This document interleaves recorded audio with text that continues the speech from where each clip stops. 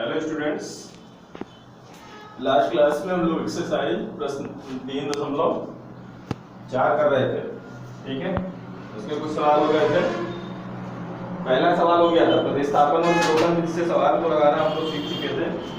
आज कुछ उसी से संबंधित और सवालों को लगाएंगे।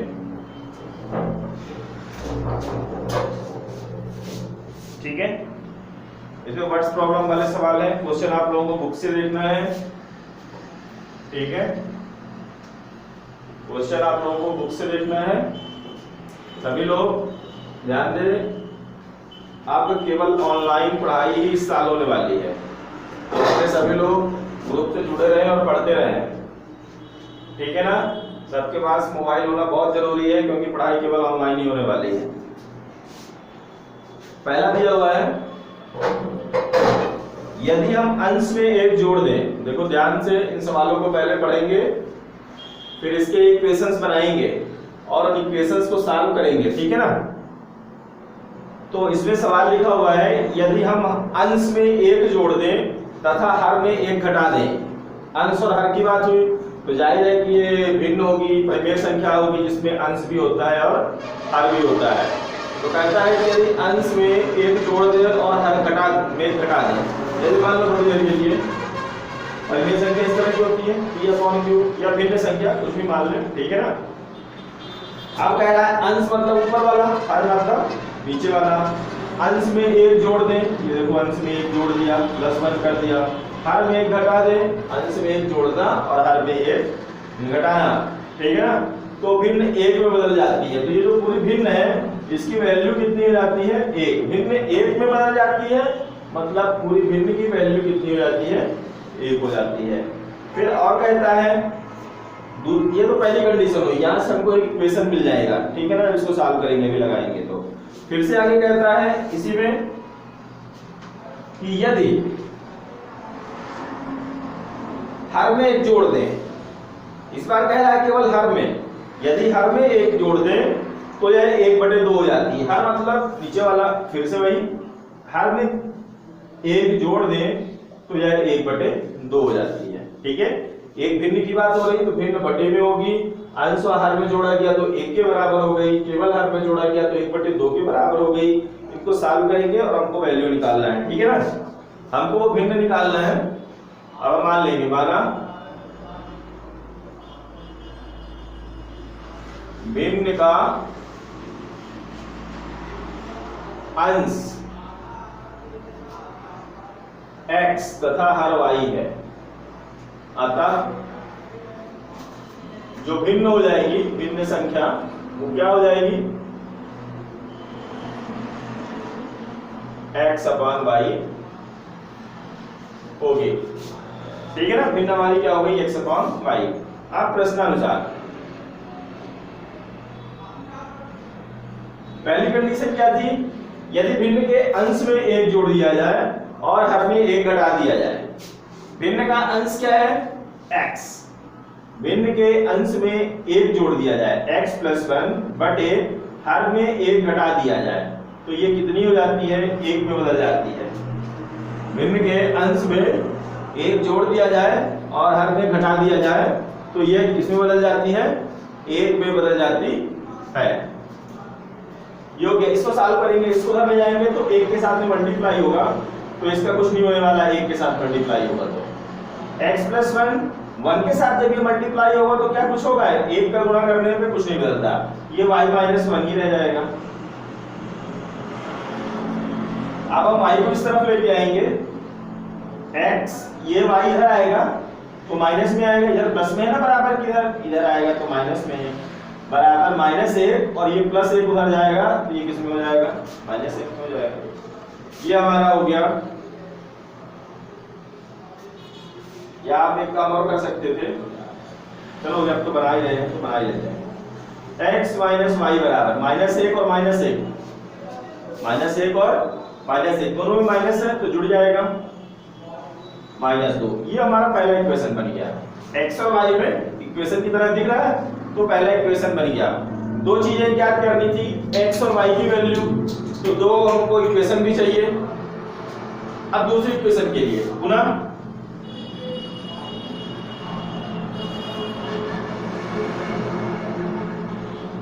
प्रश्नानुसार। फिर से एक बार चलते हैं अकॉर्डिंग टू क्वेश्चन। क्वेश्चन कहता है कि इस बार केवल भिन्न में एक जोड़ दिया जाए। क्वेश्चन में आगे लिखा हुआ है यदि हर में एक जोड़ दें, हर में केवल नीचे हर में एक जोड़ दें तो यह क्या हो जाती है बेटे, तो ये अंश में इस बार कुछ नहीं किया, x अपॉन y प्लस 1 हर में एक जोड़ दिया जाए तो कितनी हो जाती है 1/2। इसको भी सॉल्व कर लेंगे, इसको उधर लेके जाएंगे, क्रॉस मल्टीप्लिकेशन करेंगे, 2 का इधर और इसका उधर, 2 का इधर पूरा होगा, ये हो गया 2x, y प्लस 1 का 1 के साथ में पूरा होगा, कुछ नहीं होने वाला है, y को इस साइड लेके आएंगे, ये हो गया 2x माइनस y, इधर आएगा तो माइनस में हो जाएगा ना, उधर प्लस में है तो इक्वल टू 1। Equation number 2।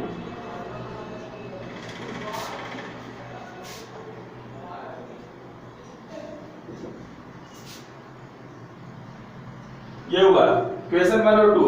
अब हम इक्वेशन 1 और 2 को प्रतिस्थापन विधि से भी लगा सकते हैं, विलोपन विधि से भी लगा सकते हैं, और जो विधियां हो, ठीक है ना, अभी तो 2 ही सीखे हैं, तो अब इसको विलोपन विधि से लगाते हैं, समीकरण 1 व 2 से।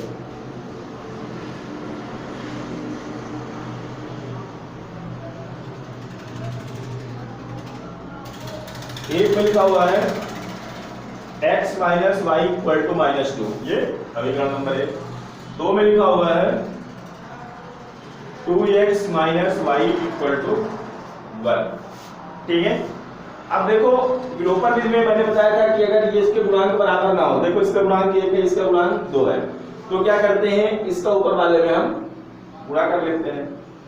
पर जरूरी नहीं कि हमेशा x को ही गायब करो, आप y भी देख सकते हो, अगर y के गुणांक बराबर है तो डायरेक्ट कर सकते हो, चाहे y को गायब करो चाहे x को, ठीक है ना, जरूरी नहीं कि नहीं हमको हमेशा x ही गायब करना, y को भी गायब कर सकते हो। y का गुणांक अगर 1 है, देखो y का गुणांक यहाँ पे क्या है 1 है, यहाँ पे भी क्या है 1 है। हम ऊपर वाले में नीचे वाले को घटा देते हैं, समीकरण 1 व 2 को घटाने पर, डायरेक्ट क्यों घटा रहे हैं, क्योंकि घटाने पर एक चर गायब हो जाएगा। हमको इस तरह से घटाना है कि एक चर क्या हो, गायब हो जाए, एक चर बचे, या तो x बचे या तो y। गायब कब होगा, जब हम उसी संख्या में उसी संख्या को घटाएंगे तभी गायब होगा।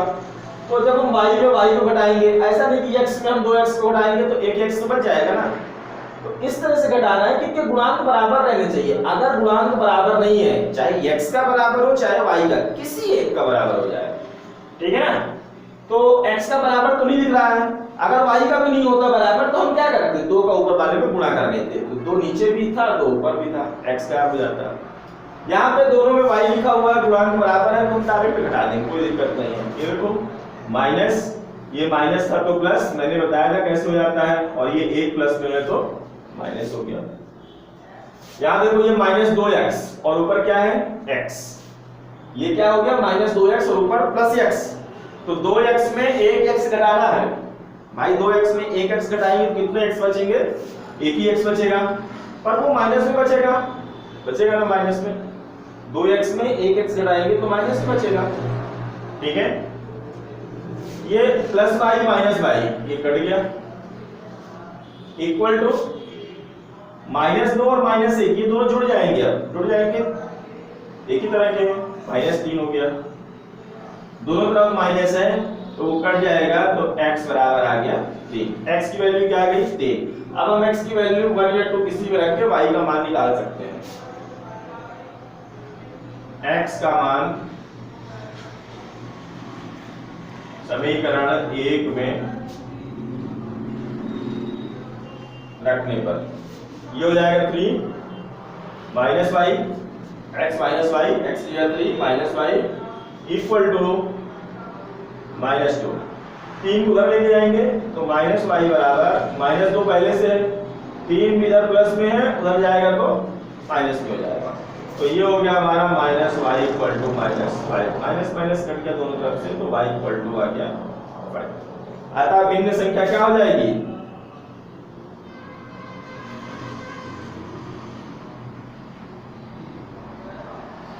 क्या थी x अपॉन y, x की वैल्यू क्या आ गई 3, y की वैल्यू क्या आ गई 5, 3/5, ठीक है ना। इस तरह से हमारा क्वेश्चन था।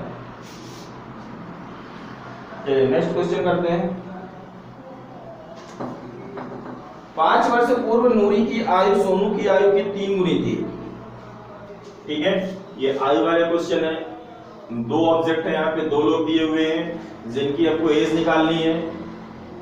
ठीक है, एक नूरी है और और दूसरा कौन है? सोनू। नूरी और सोनू 2 लोग हैं, इनकी आयु के बारे में दिया हुआ है। ठीक है, जब भी पूर्व की बात होगी 5 साल पहले 10 साल पहले, तो जो प्रेजेंट में एज है उसमें हम जितना कहेगा 5 साल तो 5 साल घटा देंगे, 10 साल कहेगा तो 10 साल घटा के देख लेंगे। ऐसे करते हैं ना। जैसे मेरी आयु अभी मान लो कितनी है? 39। ठीक है ना, 39 अप्रोक्सीमेटली। अगर कोई पूछेगा कि भाई 5 साल पहले कितने थे, तो हम क्या करेंगे? अपनी आयु में 5 साल घटा देंगे तो हमको पता चल जाएगा 5 साल पहले कितने का था। ठीक है ना, तो बिल्कुल सेम इसी तरह से करनी है। तो इसमें 5 वर्ष पूर्व नूरी की आयु सोनू की आयु की 3 गुनी थी। ठीक है, 10 वर्ष पश्चात नूरी की आयु सोनू की आयु की दुगनी हो जाएगी। नूरी और सोनू की आयु कितनी है? आयु कितनी मतलब प्रेजेंट में कितनी है? ठीक है, दोनों की ज्ञात करना है, हम दोनों की निकाल लेते हैं। ये सेकंड का सेकंड नंबर है, क्वेश्चन में नहीं लिख रहा हूं, ध्यान देना। दूसरे का दूसरे में मत छाप लेना। ठीक है, माना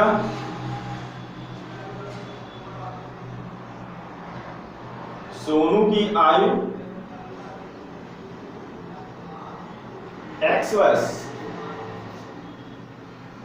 तथा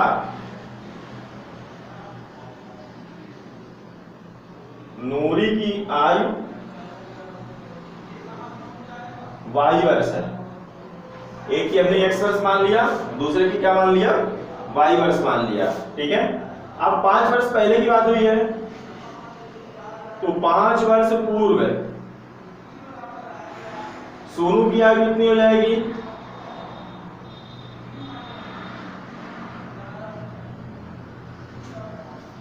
ये जो आयु लिखी हुई है सोनू की, वर्तमान लिखी हुई है।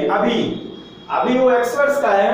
5 वर्ष पहले का निकालने के लिए उसकी आयु में हम क्या करेंगे? 5 साल घटा देंगे। पहले निकालने के लिए हमेशा घटाना है। इसी तरह नूरी की भी निकाल लेंगे। 5 वर्ष पूर्व नूरी की आयु y माइनस 5 वर्ष ये होगी। ठीक है, अब प्रश्न में चलते हैं। प्रश्न क्या कहता है? प्रश्न कहता है कि 5 वर्ष पूर्व नूरी की आयु, 5 वर्ष पूर्व नूरी की आयु सोनू की आयु की 3 गुनी थी। ये नूरी पड़ी है। ठीक है ना, नूरी की आयु सोनू की आयु की 3 गुनी थी। 5 वर्ष पूर्व नूरी की आयु कितनी है? y माइनस 5 इक्वल टू, वैसे नूरी पहले दिया था नाम, तो नूरी को x मानना चाहिए था और सोनू को y, पर ऐसा कुछ नहीं है कि नहीं हम उसको y नहीं मान सकते, x नहीं मान सकते। एक काम करते हैं थोड़ा सा, चलो ये ध्यान दो, ऐसे मान लिए तो मान लिया। ठीक है, 5 वर्ष पूर्व नूरी की आयु कितनी हो गई? y minus 5। 5 वर्ष पूर्व सोनू की आयु कितनी थी? x minus 5। ये कह रहा है सवाल कि 5 वर्ष पूर्व नूरी की आयु जो थी, तो सोनू की आयु की 3 गुनी। 3 गुनी का मतलब 3 का गुणा, तो आप इसके इसमें 3 का गुणा कर दो। ये ब्रैकेट का मतलब गुणा ही होता है। 3 गुनी थे तो इसका गुणा हो गया। अब हम इसको सॉल्व करते हैं। y माइनस 5 3 के अंदर गुणा कर देंगे, 3x माइनस 3 बचे 15। x को एक तरफ कर लेते हैं, बाकी अचर राशियों को एक तरफ कर देते हैं। y पहले से इधर लिखा हुआ है, 3x को इधर लाएंगे तो y माइनस 3x, ये हो गया माइनस 15, ये उधर गया तो प्लस 5, तो y minus 3x equal to minus 15 में 5 घटाएंगे माइनस 10। ऐसा ही होगा ना, एक संख्या माइनस है दूसरे प्लस, तो घटाना पड़ेगा। 15 5 घटाएंगे 10, बड़ी संख्या के सामने माइनस था इसलिए माइनस 10। आपने थोड़ा x और y मानने में गड़बड़ कर दिया, नहीं तो x पहले आता y बाद में, पर कोई दिक्कत नहीं। चलो फिर से चलते हैं। अब आगे क्या कह रहा है? 10 वर्ष पश्चात, तो 10 वर्ष पश्चात सोनू की आयु कितनी हो जाएगी?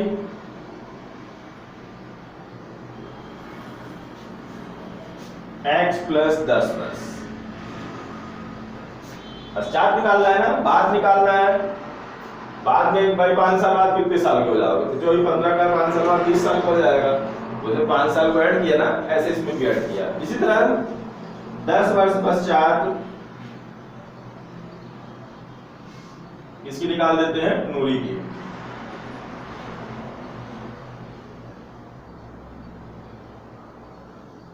y प्लस 10 वर्ष। ठीक है, अब प्रश्न में क्या कहता है,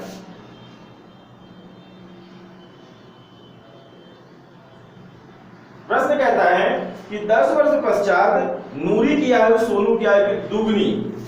10 वर्ष पश्चात जो नूरी की आयु है वो सोनू की आयु की, सोनू की आयु कितनी 10 वर्ष पश्चात इतनी, इसकी आयु की कितनी हो जाएगी, दोगुनी। ये हो गया दोगुनी। ठीक है, 10 वर्ष पश्चात नूरी की आयु सोनू की आयु की दुगनी हो गई। इसको भी सॉल्व करेंगे। y plus 10 equal to 2x plus 20। 2x इधर लेके आएंगे, y माइनस 2x बराबर 20, ये उधर जाएगा तो minus 10। y minus 2x equal to 20 minus 10। ठीक है ना, ये हो जाएगा हमारा y minus 2x equal to 20 में 10 घटाएंगे तो 10, y minus 2x equal to क्या आ गया, 10 आ गया। ठीक है, ये हमारा हो गया क्वेश्चन नंबर 2। अब हम समीकरण 1 व 2 से x और y की वैल्यू निकालेंगे। ठीक है, समीकरण 1 व 2 से y minus 3x equal to minus 10 and y minus 2x equal to plus 10। अब देखो मैंने क्या बताया था कि अगर गुणांक बराबर मिल जाए, चाहे x का मिल जाए चाहे y का, तो आप डायरेक्ट घटा लो।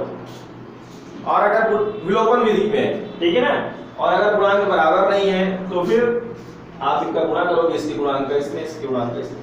बट यहाँ पे दोनों में क्या लिखा है, y लिखा है, तो एक ही तरह के y, चाहे x हो जाए एक ही तरह का, चाहे y, तो हम घटा देते हैं। समीकरण 1 को 2 से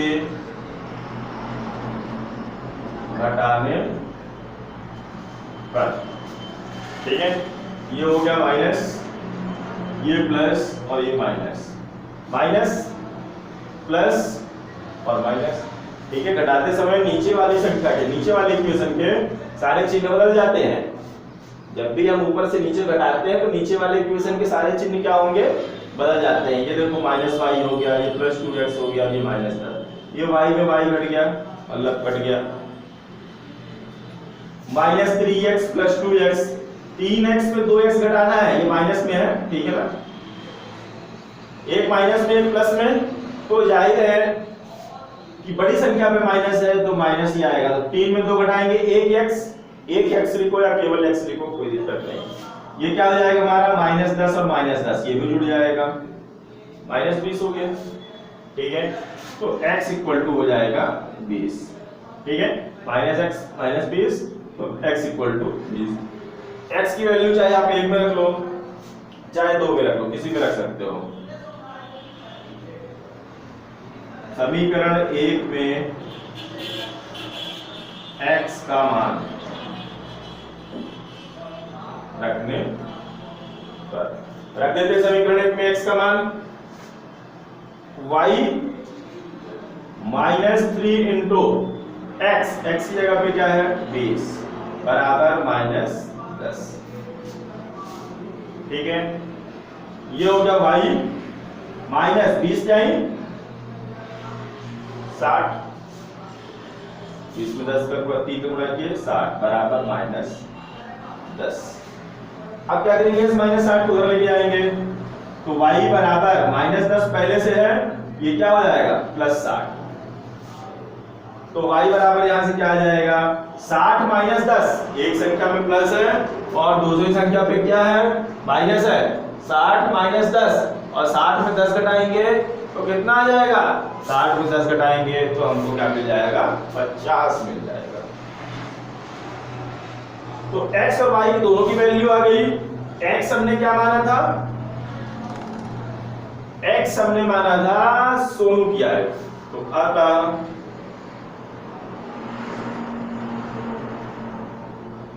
सोनू की आयु कितने वर्ष हो गई? 20 वर्ष। तथा नूरी की आयु y वर्ष, ओ सॉरी y तो वैल्यू आ गई 50 वर्ष।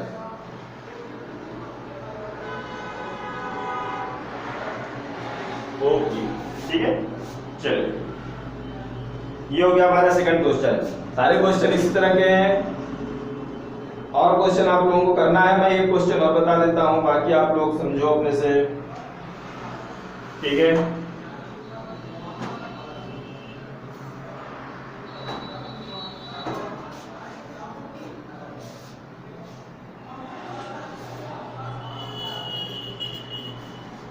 बाकी के बचते हैं 3 क्वेश्चन। मैं आप लोग उनकी इक्वेशन बताता हूं। इक्वेशन सॉल्व करके x और y की वैल्यू आप लोग अपने से निकालोगे, ठीक है। थर्ड नंबर, जो इसी के थर्ड नंबर दिया हुआ है, वो दिया हुआ है 2 अंकों की संख्या के अंकों का योग 9 है। 2 अंकों की संख्या मतलब इसमें इकाई का और दहाई दोनों का अंक होता है, ठीक है ना। माना इकाई का अंक x तथा दहाई का अंक y है। 2 अंकों की संख्या 2 अंक होंगे, एक इकाई का अंक होगा और दूसरा दहाई का अंक होगा, ठीक है। अतः संख्या क्या हो जाएगी हमारी? अतः जो अभीष्ट संख्या है जो निकालनी है, इकाई का अंक x और दहाई का अंक y, तो दहाई के अंक को 10 से गुणा, जैसे मान लो 13 लिखा हुआ है, इसमें इकाई का अंक क्या है? 3 और दहाई का अंक क्या मान लो 23 लिखा हुआ है, इस तरह से, ठीक है। तो इसमें इकाई में 3 और दहाई में 2 तो नहीं लिखेंगे, 20 लिखेंगे ना, 20 3 23, इसको 23 को क्या लिख सकते हैं? 20 और 3, इकाई का अंक 3 और दहाई का अंक क्या, इसको हम लिख सकते हैं 2 दहाई। कितने दहाई है ये? 2 दहाई। तो दहाई का अंक क्या हो गया? y है, 10 का हमने इसमें गुणा कर दिया। दहाई का अंक 2, दहाई का अंक क्या था? 2, तो 2 में हमने किसका गुणा किया? 10। तो इसी तरह दहाई का अंक y है, तो उसमें 10 का गुणा कर दिया और प्लस x। तो हमारी संख्या क्या हो गई? 10y प्लस x हो गई। अब प्रश्न में चलते हैं। प्रश्नानुसार प्रश्न कहता है कि 2 अंकों की संख्या के अंकों का योग 9 है। हमने इस संख्या के अंकों का योग इस तरह से, जैसे मान लो हमारे पास 2 अंकों की संख्या क्या हो गई? 54 आई, ठीक है। तो इसके अंकों का योग मतलब 5 धन 4, इन दोनों के अंकों का योग, ठीक है। ऐसे यहां पे भी है, इन दोनों संख्या के अंकों का योग, तो इकाई का अंक प्लस दहाई का अंक बराबर 9, ठीक है। इकाई का अंक प्लस दहाई का अंक बराबर 9, ये हो गया। उसके बाद अगला है, ये क्वेश्चन हमारी बन गई। अगली क्वेश्चन के लिए इस संख्या का 9 गुना, किस संख्या का? ये जो हमारी ये संख्या है, इसका कितना गुना? 9 गुना संख्या को के अंकों को पलटने से बनी। अब संख्या के अंकों को पलट दो तो कौन सी संख्या बनेगी? संख्या के अंकों को पलटने पर बड़ी संख्या या नई संख्या। पहले जब संख्या बनाए थे तो ऐसी थी, जैसे मान लो ये हमारे पास 45 दिया हुआ है, ठीक है ना। इसके अंकों को पलटना मतलब 5 को इधर लिखना और 4 को उधर लिखना। तो क्या करना है? x को इधर लिखना है, y को उधर लिखना है, ठीक है। संख्या के अंकों को पलटने पर बनी संख्या हो जाएगी 10x प्लस y, ठीक है। तब प्रश्नानुसार क्या कहता है? प्रश्न में कहता है कि ये जो संख्या है इसका 9 गुना 10y प्लस x का 9 गुना, मतलब 9 से गुणा, इस संख्या का 9 गुना संख्या को पलटने पर बनी संख्या को पलटने पर कौन सी संख्या बनी? ये बनी। संख्या को पलटने पर बनी संख्या का 2 गुना है, ऐसा है। ठीक है, इस संख्या का 9 गुना संख्या के अंकों को पलट दिए तो ऐसा मिल हो गया, ये कितना है? दुगना है। इसको सॉल्व करेंगे थोड़ी सी। 9 दाहम 90y प्लस 9x बराबर 2 दाहम 20x प्लस 2y। ठीक है, x को एक तरफ कर लो, y को आप एक तरफ कर लो, कोई दिक्कत नहीं है, दोनों को एक तरफ कर लो। चलो सबको इधर लेके आते हैं। 90y minus plus 9x minus 20x और माइनस 2y बराबर 0। ठीक है, 90y में 2y घटाएंगे 88y, 9x में 20x घटाएंगे तो माइनस 11x बराबर 0। ये हमारा हो गया दूसरा इक्वेशन। ये ऐसा लिखा हुआ है, आप चाहो तो x को ऐसा भी लिख सकते हो, माइनस 11x इसको पहले लिख दिया और प्लस 88y बराबर 0। अब आप लोगों को आगे क्या करना है? इन दोनों समीकरणों की सहायता से x और y की वैल्यू निकालनी है। ठीक है, और जब वो वैल्यू आ जाए x और y की तो उसका मान यहाँ पे रखना है x y, और इसको सॉल्व करके वो संख्या बता देनी है। ठीक है ना, इक्वेशन सॉल्व करने के लिए मैं बता दिया हूं कैसे सॉल्व करते हैं, वो आप लोग अपने सॉल्व करो, बाकी अपने से लगाओ। ठीक है, नेक्स्ट देखते हैं इसमें 4 नंबर पे दिया हुआ है, मीना 2000 रुपए निकालने के लिए बैंक गई। ठीक है, मीना नाम की कोई लेडी रही होगी, वो 2000, उसको कितना पैसा निकालना था? 2000 निकालना था। उसको निकालने के लिए वह बैंक गई। उसने खजांची से, खजांची मतलब कैशियर जो बैंक से पैसा देता है, ₹50 तथा ₹100 के नोट देने के लिए कहा। भाई वो 500 की भी नोट दे सकता था, 1000 की भी दे सकता था, वो सॉरी 2000 की भी दे सकता था। उसने कहा नहीं, मुझको 50 की नोट चाहिए और 100 की नोट चाहिए। मीना ने कुल 25 नोट प्राप्त किए, तो खजांची ने क्या किया? उसको 25 नोट दे दिया। ठीक है, ज्ञात कीजिए कि उसने 50 और 100 के कितने नोट प्राप्त किए। हमको बताना है कि उसने 50 और 9 के कितने, 50 और 100 के कितने नोट, कुल मिला के कितने कितने नोट 50 के थे और कितने नोट 100 के प्राप्त किए। दो चीजें निकालनी है। ठीक है, मान लेंगे, माना 50 के ₹50 के x नोट तथा ₹100 के y नोट प्राप्त है। ठीक है, हमको नोटों की संख्या नहीं पता थी कितनी कितनी है, हमने x मान लिया और y। अब उसमें दिखा हुआ है, क्या लिखा हुआ है कि खजांची ने उसे कितनी नोट दी? 25 नोट। लिखा था ना कि उसने कितने नोट प्राप्त किए? 25। अब उस 25 में x और y दोनों को मिला के 100 और 50 दोनों को मिला के नोट है। तो प्रश्नानुसार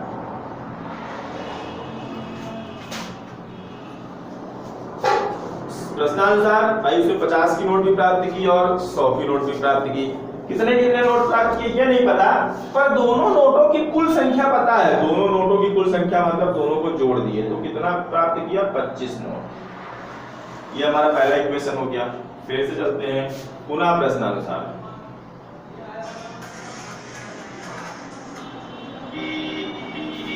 अब क्या है पुनः प्रश्नानुसार? भाई कितने कुल मिला के कितना रुपया प्राप्त किया? 2000 प्राप्त किया। कितने कितने की नोट थी ये हमको नहीं पता। ठीक है ना, ये हमको नहीं पता। तो पुनः प्रश्नानुसार ये x क्या है? 50 की नोटों की संख्या। तो हमने मान लिया कि 50x। 50 के कितने नोट थे? x नोट थे, तो ये हमने लगा दिया यहाँ पे 50x। इसी तरह 100 के कितने नोट थे? 50 और 100 के नोटों का कुल मूल्य है कितना? 2000 रुपए। ठीक है, 50 और 100 के कुल नोटों का मूल्य कितना है? 2000 रुपए। ये x नोट थे 50 के, 100 के y नोट थे, पर इन नोटों का जो कुल मूल्य था, ठीक है, इन नोटों का जो कुल मूल्य था वो कितना था?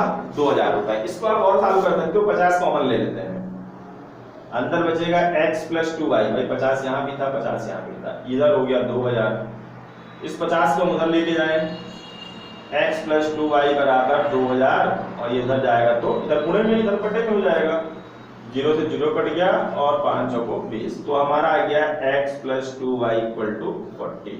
ये हमारा दूसरा इक्वेशन बन गया। तो अब हमको दो इक्वेशन मिल गए, समीकरण 1 और 2 मिल गए। समीकरण 1 और 2 की सहायता से हम अपने सवाल को हल कर लेंगे, ठीक है। x और y की वैल्यू आ जाएगी, तो पता चल जाएगा कि 50 के कितने नोट थे तब x की वैल्यू आ जाएगी, और 100 के कितने नोट थे जब y की वैल्यू। आसान है, आप चाहो तो डायरेक्ट घटा दो, ठीक है, डायरेक्ट इसको घटा सकते हो। डायरेक्ट घटाने पे शायद y बराबर 45, y बराबर 15 आएगा, मतलब 100 के नोट कितने थे 15, तो फिर उसको लगाओगे तो जाहिर है कि 50 के कितने नोट रहे होंगे 10, बट आप लोग लगा लेना, सॉल्व कर लेना घटा के, ठीक है। ये हो गया हमारा क्वेश्चन नंबर 4, मतलब दूसरे का ही चौथा। एक और इस पे उसको भी देख लेंगे, 5 नंबर। किराए पर पुस्तक देने वाले किसी पुस्तकालय के प्रथम 3 दिनों का एक नियत किराया है, ठीक है। लाइब्रेरी होती है जहां से आप पुस्तक ला सकते हो, वहां किराया लगता है, तो उसमें 3 दिन का फिक्स है, ठीक है। पहले 3 दिन, जैसे मान लो आप लोग 6 दिन के लिए लाओ, ठीक है, तो पहले 3 दिन का फिक्स है कि पहले 3 दिन इतना ही लगेगा, फिर उसके बाद क्रमशः घटाया या बढ़ाया अलग बात है। तो इसमें 2 प्रकार का किराया है, एक नियत किराया और एक प्रतिदिन किराया। तो 2 चीजें मानेंगे, माना नियत किराया रुपए x तथा प्रत्येक अतिरिक्त दिन का किराया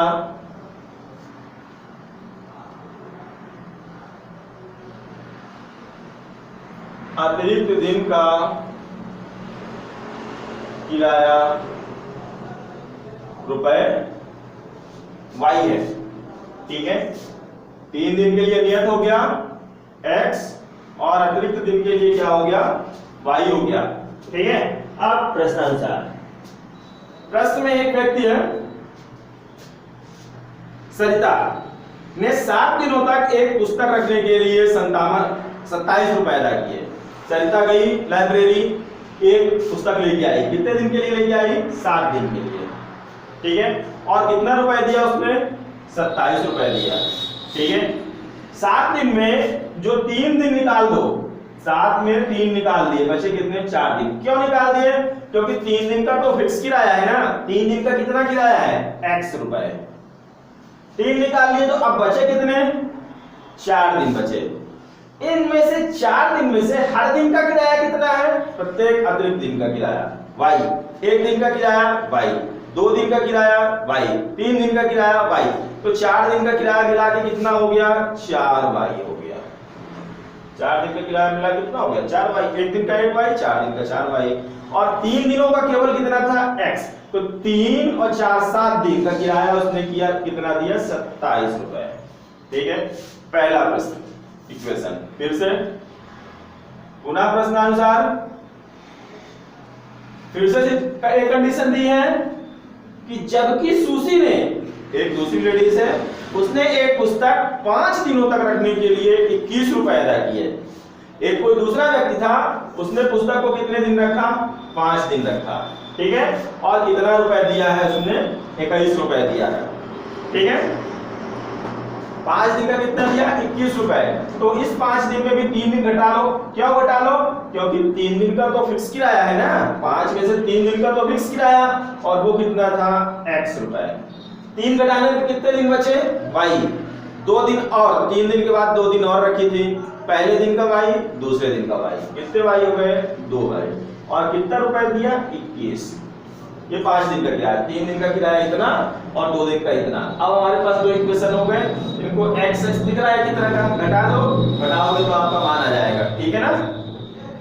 x और y की वैल्यू आ जाएगी, मतलब नियत किराया आ जाएगा और प्रत्येक अतिरिक्त दिन का किराया आ जाएगा। इस तरह से आप लोगों की एक्सरसाइज पूरी हो गई। अगर इन क्वेश्चंस को सॉल्व करने में कोई प्रॉब्लम आती है तो आप लोग बता सकते हो, ठीक है। अदरवाइज आप लोग इसको नोटबुक में कर लेना अपने। Thank you.